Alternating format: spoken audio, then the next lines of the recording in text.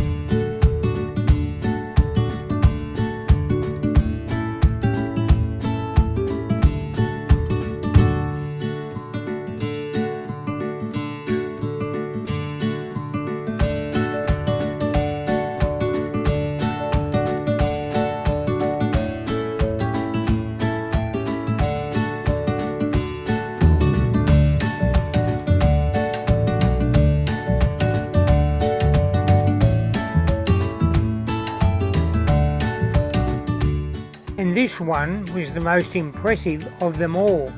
It's around 80 years old. The wood from the spotted gum has long been harvested for tool handles and house flooring. Aboriginal folk use the sap from spotted gums in bush medicine preparations.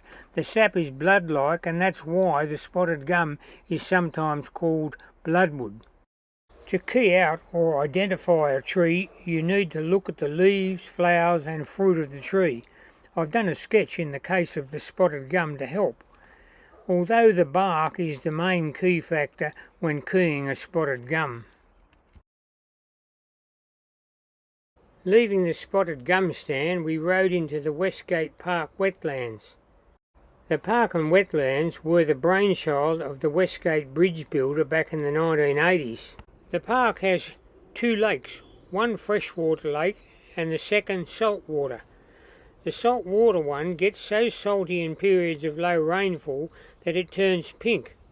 Getting excessively salty means it supports various types of algal blooms, some of which are pink.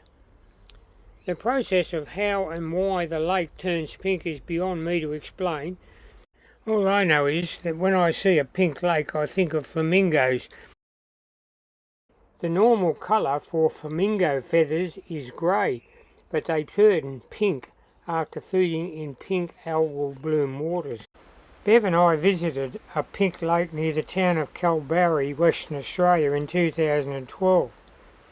The lake there, Hutt Lagoon, is very pink, and it's from this lake that the carotenoid producing algae is extracted to make food colourings and vitamin A. Our guide Glenn kept us on the pedals, urging us on as we still had some rain-soaked tracks to cover before reaching St Kilda, the first major town since leaving Melbourne.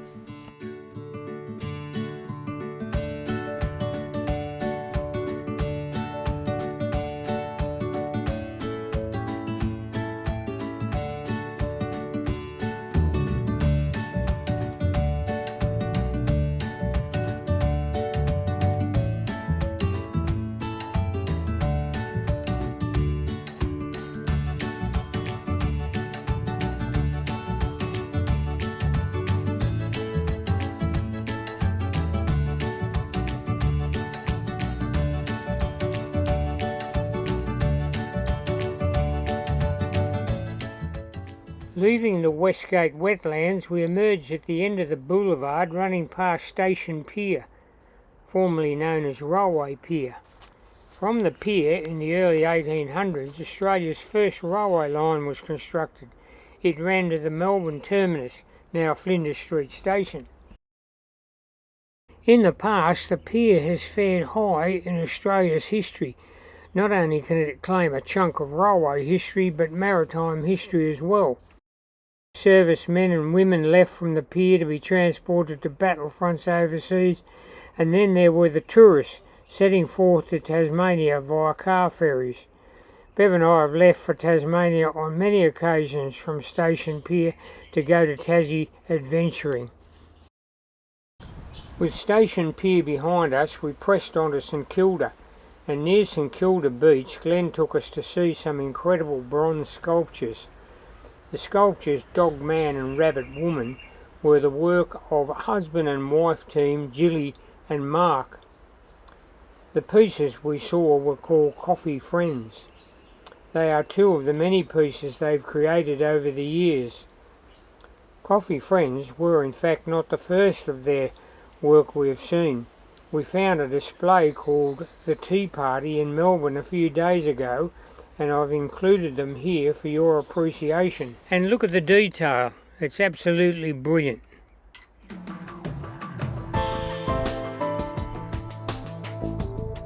The Palais, formerly known as the Palais Pictures, was opened in 1927, and it was the brainchild of the Phillips brothers. Its claim to fame is it seats 3,000 people when full. When a child, I used to go to the Odeon, our local picture theatre, on a Saturday afternoon. It was a special day. It was a Jaffas, Pepsi and Smith's Crisp day.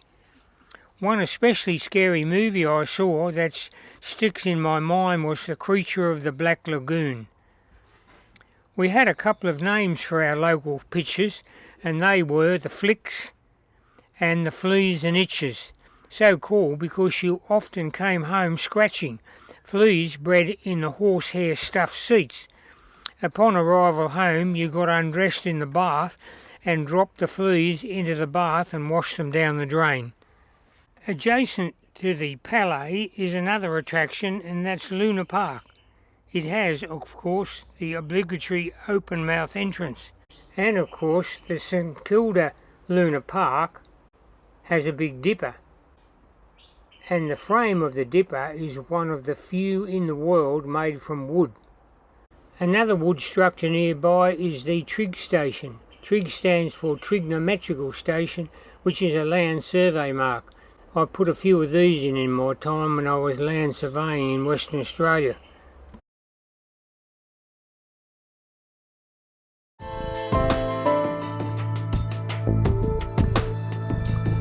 The Peninsula's rainbow-coloured beach houses are really just a shed. They have no running water or electricity, but they do have the ability to attract tourists. In days gone by, beach houses provided women with a place to change into bathing attire unobserved. City fathers at the time, the early 20th century, had a duty to protect the public morality, so they didn't discourage the building of beach houses. Today, 1,300 beach houses are still in existence. The beach houses are handed from one generation to the next, so rarely does one come up for sale. If one does, it could cost up to $300,000, a lot of money for just a shed.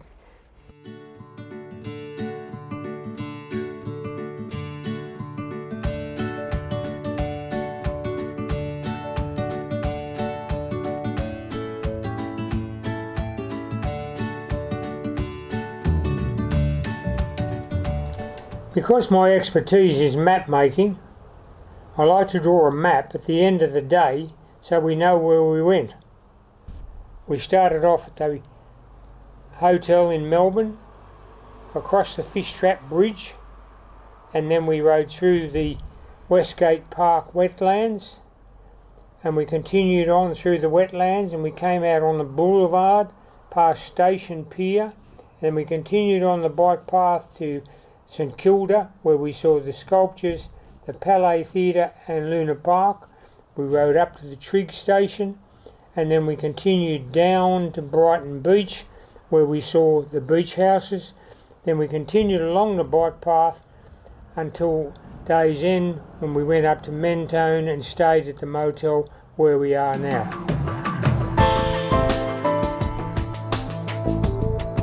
The motel was, as many are, just a place to put your head down. There were no ground floor rooms, so we had to take our bikes and gear to the first floor. An advantage of an e-bike with a hand throttle is that under power the bikes walk themselves up the steps, but it's a different matter coming down. It's a bit more precarious. At the bottom, a couple of locals insisted they show Bev the way ahead today. It'll redirect you. Right. And what about down this road? Is it a path on the side? You're passing the airport. The airport here. Airport. This morning we took coffee at the riverside beachside town of Mordialloc. Over morning tea we decided we might camp in Frankston tonight, and Bev contacted the tourist information there. It turned out the camping area was full. It was hard to imagine they couldn't squeeze a small tent in, and all other accommodation was booked out. It looked like we would be stealth camping on the beach this night, but a passer-by told me a body was found on the beach a few nights ago, and that took any thoughts of stealth camping on the beach not so desirable. But just the same, we went to the tourist info to make further inquiries, but to no avail.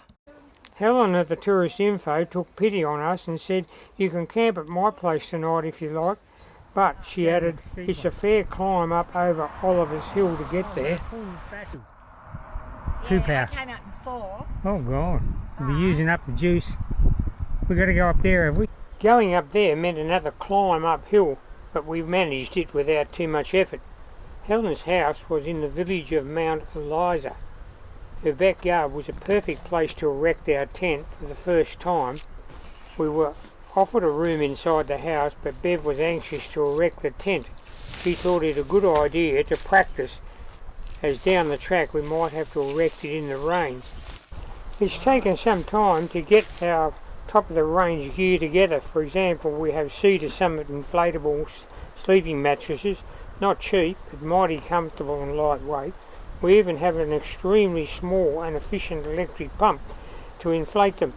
The pump is rechargeable and we plug it into the USB port of our e-bike batteries to charge it. It is said that one charge can inflate 15 mattresses. Another advantage of having an e-bike is you have a power source on hand. Helen and her husband Jed invited us into their house for dinner. We had a wok brewer, much to our liking.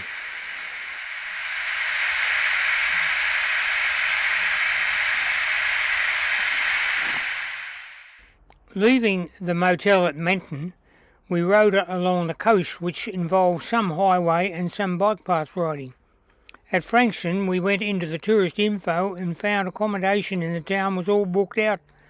Helen, the assistant in the tourist info, took pity on us and invited us to camp in her backyard.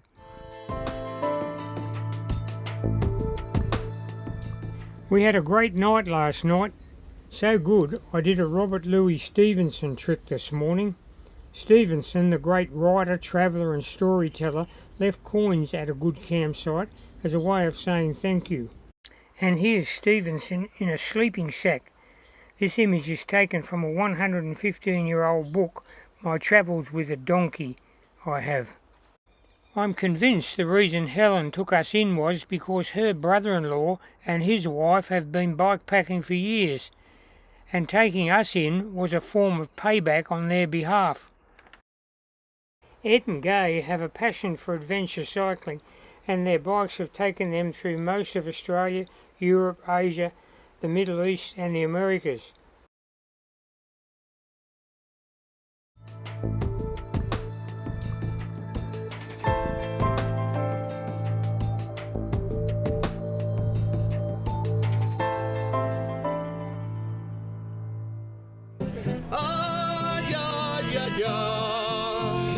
Canta y no llores, porque cantando se alegra el cielito lindo, los corazones.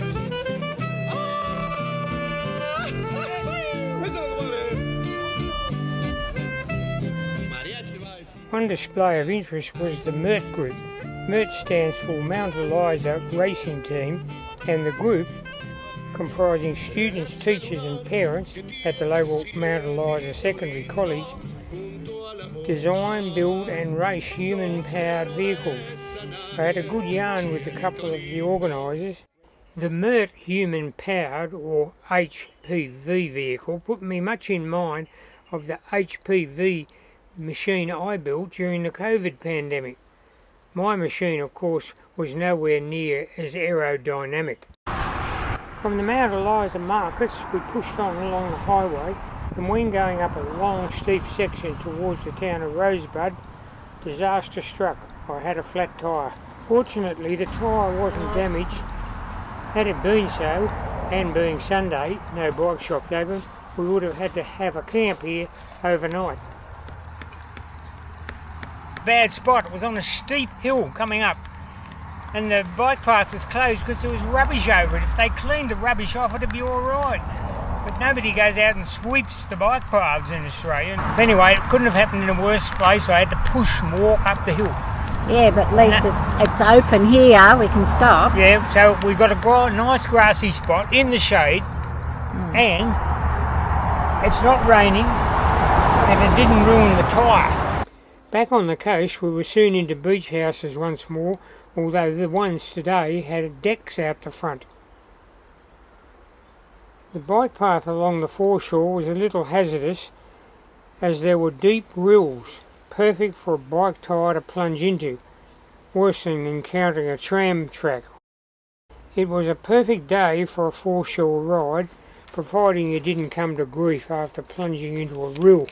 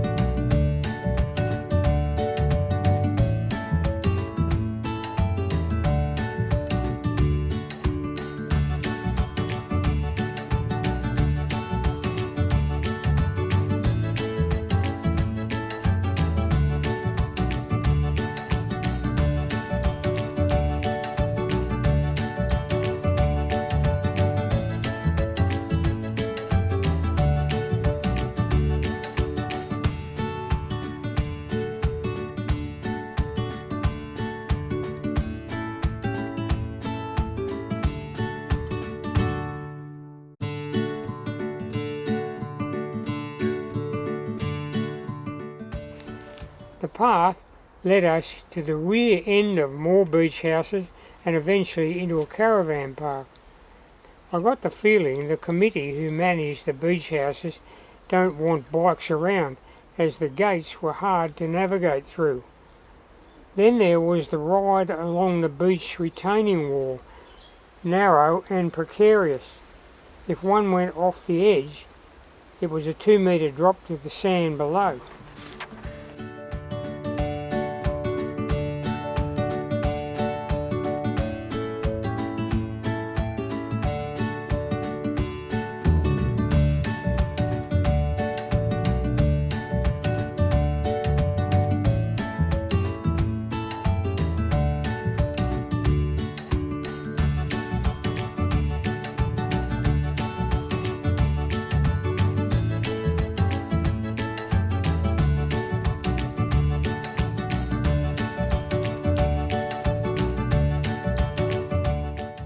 At day's end we went looking for a camp, and we found a council camping area right next to the beach.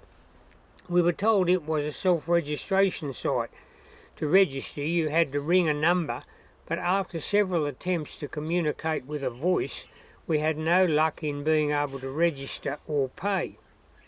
Bev asked a camper what the go was, and she said, "You no pay, come with me and I'll show you where to camp."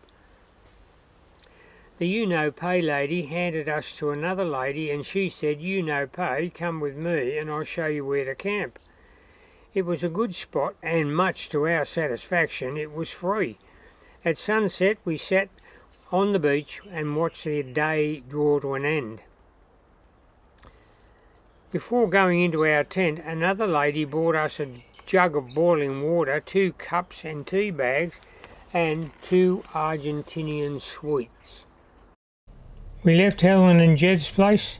We went into the Mount Eliza markets, then down to the coast and took the Bay Trail around to Rosebud, and in Rosebud we're camped in the council caravan park tonight.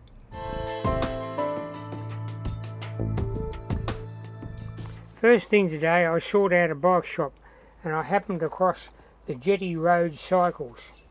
Yesterday I noticed my brakes didn't have the stopping power they had when we started this journey. Maybe I needed to get new brake pads fitted. This is my friendly man who fixed me bike brakes. Thanks, Fred. Thanks for dropping in. Enjoy your trip, mate. Thank you. No worries. Solving the bike brake problem, we went to lunch and found a Thai restaurant and ordered the type of food to fit into our eating right theory. Tonight we're not staying in the you-know-pay camp, but with Warm Showers hosts Ian and Kay. And is this not a typical cyclist workshop? Full of bikes. Soon after we settled in, Ian took to making pizzas and Bev lent a hand.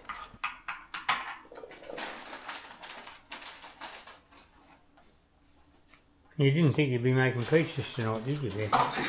You didn't think you were going to be working, did you?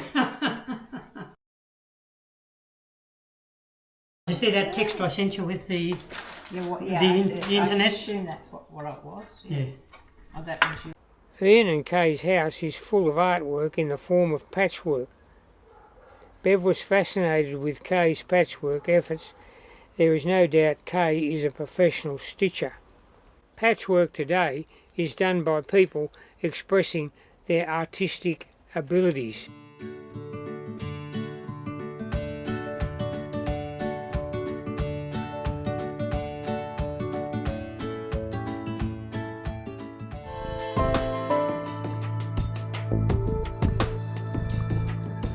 It was a glorious day this morning, and for a moment I thought it would be a good day to lay on the beach with a book and drift in and out of the land of Nod. But it wasn't to be, we needed to press on.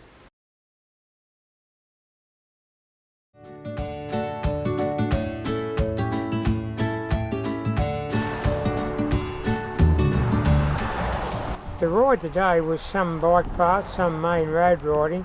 In Rye, a small village along the way, we met 3 wise monkeys sitting under umbrellas. The monkeys were 3 elderly ladies who meet each day for morning coffee. From Rye we continue to ride along the southern foreshores of Port Phillip Bay. The trees along the way, or at least their silhouettes against the blue waters of the bay, were very impressive. Eventually we arrived at Sorrento. It's from Sorrento that the ferry departs for the historic Victorian town of Queenscliff.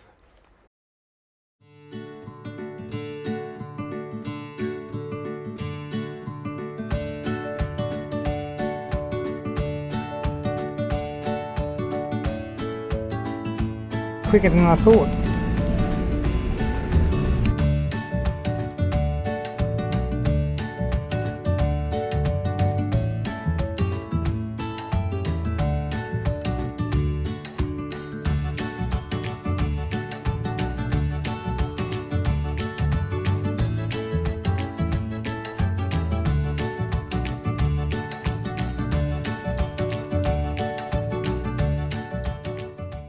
We were directed to the front end of the car parking bay of the ferry.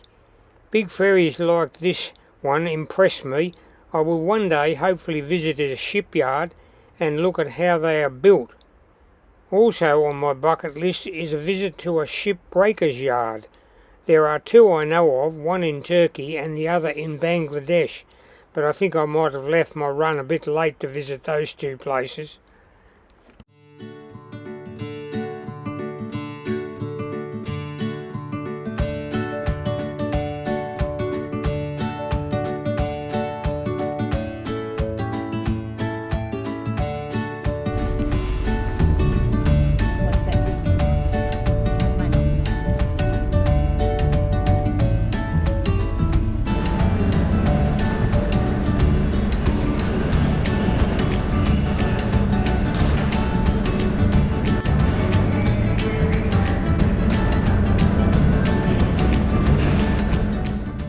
Our first observation when leaving the ferry pier was the old pier towards Queenscliff village.